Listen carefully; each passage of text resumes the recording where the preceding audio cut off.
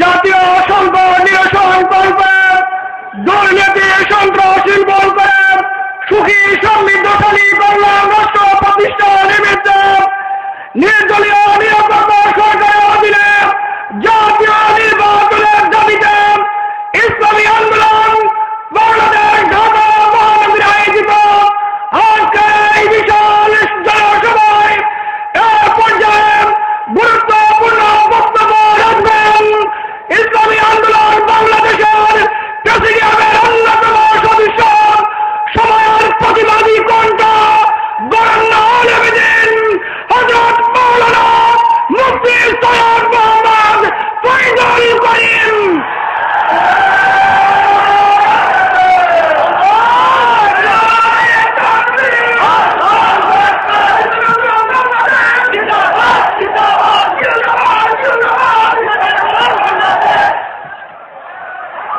अस्सलामु अलैकुम व रहमतुल्लाहि व बरकातुहू। नहमदु व नसल्ली अला रसूलिहिल करीम, अम्मा बाद, फ़अऊज़ु बिल्लाहि मिनश शैतानिर रजीम, बिस्मिल्लाहिर रहमानिर रहीम, इनिल हुक्म इल्ला लिल्लाह। सबाई दुरूद शरीफ, अल्लाहुम्मा सल्लि अला सय्यिदिना व नबियिना शफीना हबीबना मौलाना मुहम्मद सल्लल्लाहु अलैहि व अला आलिहि व असहाबिहि व बारिक वसल्लम। ইসলামী আন্দোলন বাংলাদেশ ঢাকা মহানগর কর্তৃক আয়োজিত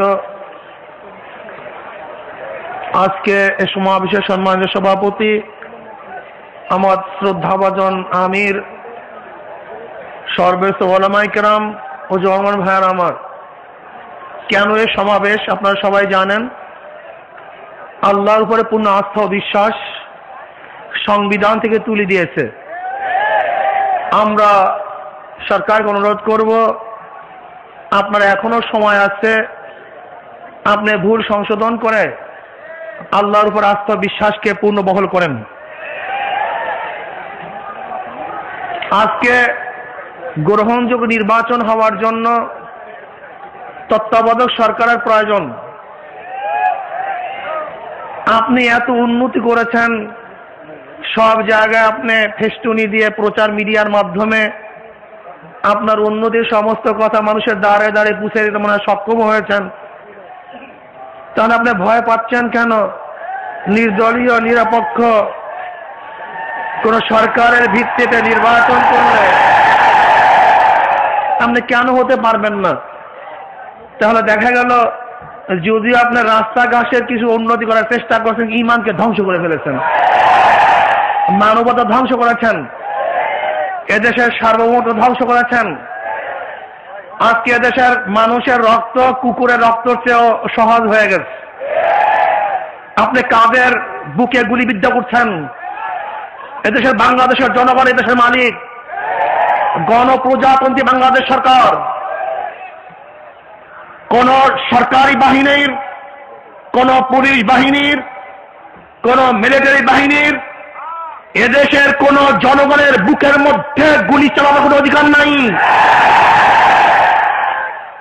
মানুষ জুলুম থেকে বাঁচার জন্য সংগ্রাম করেছিল, মানুষ স্বাধীনতা অর্জন করার জন্যই ব্রিটিশের বিরুদ্ধে আন্দোলন করেছিল, মানুষ শান্তিতে বসবাস করার জন্য পাকিস্তানের বিরুদ্ধে যুদ্ধ করেছিল, মানুষের অধিকার নিয়ে বাঁচার জন্য মানুষ বারবার রক্ত দিয়েছে। আজকে যদি মানুষের বুকের মধ্যে গুলি চালান, এই বাংলার মানুষের রক্তকে আবার রাজপথে বঞ্চিত করেন, এদেশের মানুষের জীবন নিয়ে যদি আপনি হলি খেলা শুরু করেন, যদি বাংলার মানুষ উৎখাত করেন, দিল্লির কাছে দেশকে বিক্রয় চক্রান্ত করেন, তাহলে দেশের মানুষেরা আন্দোলন করার কোনো বিপ্লব করবে, মানুষ সত্য করে আপনি উৎখাত করবে ইনশাআল্লাহ। ভাইরা আমার, আপনারা জানেন এদেশের মানুষের রক্তের অবস্থা কি, আমরা চিন্তাও করতে পারি না। আপনি জনগণের টাকায় পরিচালিত পুলিশ বাহিনীর কাছে বন্দুক দেবেন, এদেশের ভ্যাট দেয়া, চাঁদা দেয়া, খাজনা দেয়া, যাদের অর্থে ওই বন্দুক কেনা হয়েছে, বুলেটের পয়সা ব্যয় করা হয়েছে। আমার টাকার বুলেট আমার বুকের মধ্যে বৃত্ত করবেন মাননীয় আওয়ামী সরকার। আপনার জানা উচিত রক্ত রক্ত চায়, সংঘাত চায়। কোন দুনিয়ার ইতিহাস নাই রক্তের বিনিময়, রক্তের মাধ্যমে কোন সংঘাতের সমাধান হয়েছে, এর কোন ইতিহাস গোটা দুনিয়ার মধ্যে নাই। হিটলার রক্ত পিপাসু, কিন্তু দুনিয়াতে থাকতে পারে নাই। স্টালিন দুনিয়াতে থাকতে পারে নাই। হালাকুকা চেঙ্গিসকা দুনিয়াতে থাকতে পারে নাই। তৈমুর লং দুনিয়াতে থাকতে পারে নাই। ফিরাউন থাকতে পারে নাই। সাদ্দাত থাকতে পারে নাই। আবু জাহেলের গোষ্ঠী থাকতে পারে নাই। আওয়ামী সরকার আপনারা থাকতে পারবেন।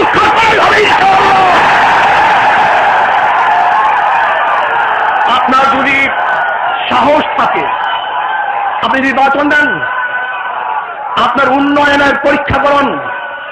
আপনি কি উন্নয়ন করেছেন? আপনি রাস্তাঘাট উন্নয়ন করেছেন আর মানুষকে গুম করবেন? আপনি রাস্তাঘাট উন্নয়ন করবেন আর ঐশীর মতো মেয়ে তৈরি করে বাপ মাকে হত্যা করার বাস্তব নমুনা বাংলাদেশে সৃষ্টি করবেন? আপনি উন্নয়ন করবেন আর মানুষের জান মাল দিয়ে সিনেমা খেলবেন? মানুষের অর্থনীতি মুক্তি পাবে না, জান মাল নিরাপত্তা পাবে না, আমার মা বোনরা তারা নিরাপদে হাঁটতে পারবে না, আমার গরিব মজদুর ব্যক্তিদের, আমার শ্রমজীবী মানুষের জেলে তাঁতি মজদুরের অধিকার ফিরে পাবে না। আজকেও তারা তাদের ন্যায্য অধিকার আদায় করতে গিয়ে রক্ত খুয়াবে, জীবন দেব আন্দোলন করবে। তাহলে বাংলাদেশ কেন স্বাধীন করেছিলাম? 71 কেন রক্ত দিয়েছিলাম? আমরা কেন বিদ্রোহ করেছিলাম? আজকেও বাংলাদেশের মানুষ স্বাধীনতা অর্জন করতে পারে নাই। বাংলাদেশের মানুষ এখন পরাধীন। যদি আজকেও ফয়সালা হয় দিল্লি থেকে, ওই ওয়াশিংটন থেকে, তাহলে আমরা পরাধীনদের থেকে আমাদেরকে মুক্ত হতে হবে ইনশাআল্লাহ।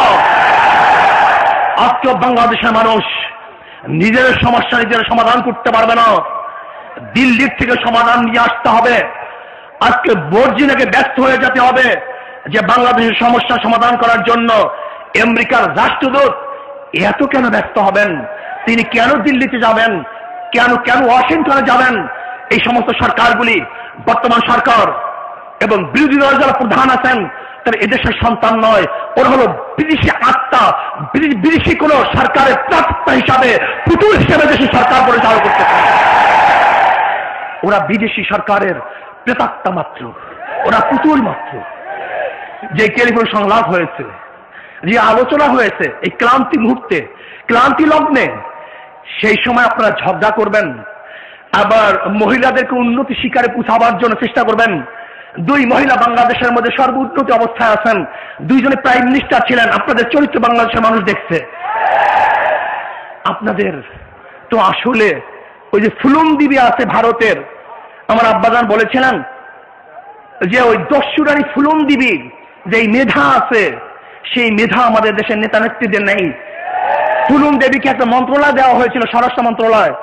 তিনি তখন বলেছিলেন যে স্বরাষ্ট্র মন্ত্রণালয় চালাবার মতো মেধা আমার মধ্যে নাই, কাজে আমি এই সরকার গঠন করতে পারবো না, এই মন্ত্রণালয় আমি গ্রহণ করতে পারবো না।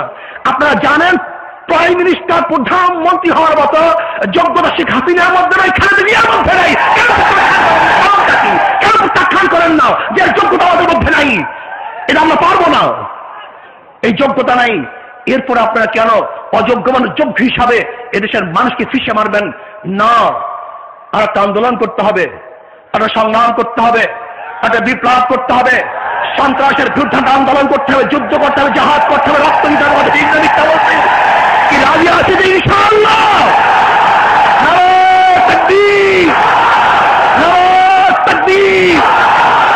আল্লাহ রাব্বুল আলামিন আমাকে, আমাদের সবাইকে গ্রহণযোগ্য নির্বাচনে অংশগ্রহণ করে বাংলাদেশের মানুষকে শান্ত সমৃদ্ধ ইসলামী ভূমিকা পালন, ইসলামী রাষ্ট্র কায়েম করার তৌফিক দান করেন। আসসালামু আলাইকুম ওয়া রাহমাতুল্লাহ।